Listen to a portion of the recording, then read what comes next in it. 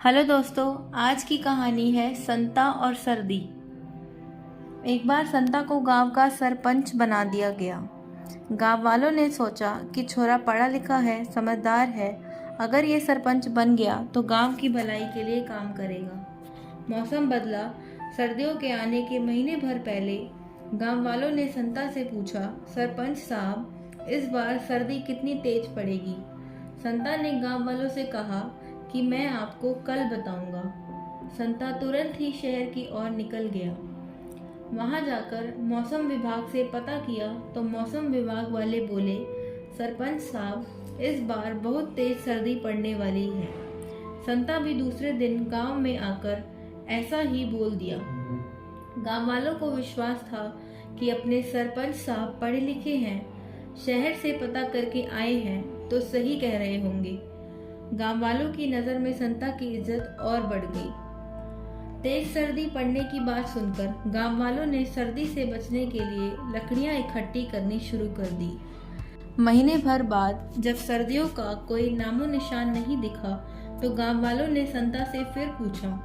संता ने उन्हें फिर दूसरे दिन के लिए टाला और शहर के मौसम विभाग में पहुंच गया।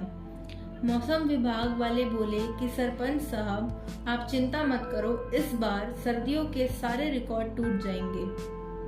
संता ने ऐसा ही गांव में आकर बोला। संता की बात सुनकर गांव वाले पागलों की तरह लकड़ियां इकट्ठी करने लग गए। इस तरह 15 दिन और बीत गए, लेकिन सर्दियों का कोई नामो निशान नहीं दिखा। गांव वाले संता के पास आए। संता फिर मौसम विभाग जा पहुंचा।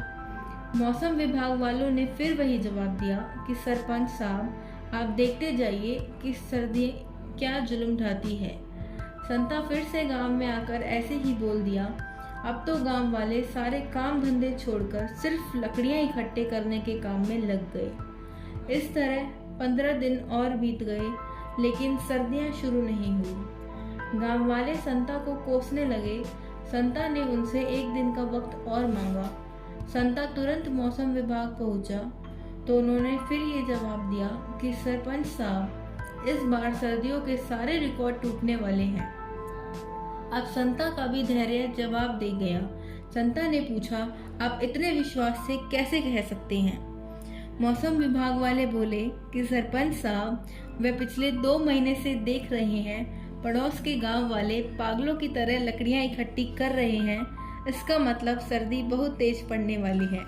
संता वहीं चक्कर खाकर गिर गया। धन्यवाद।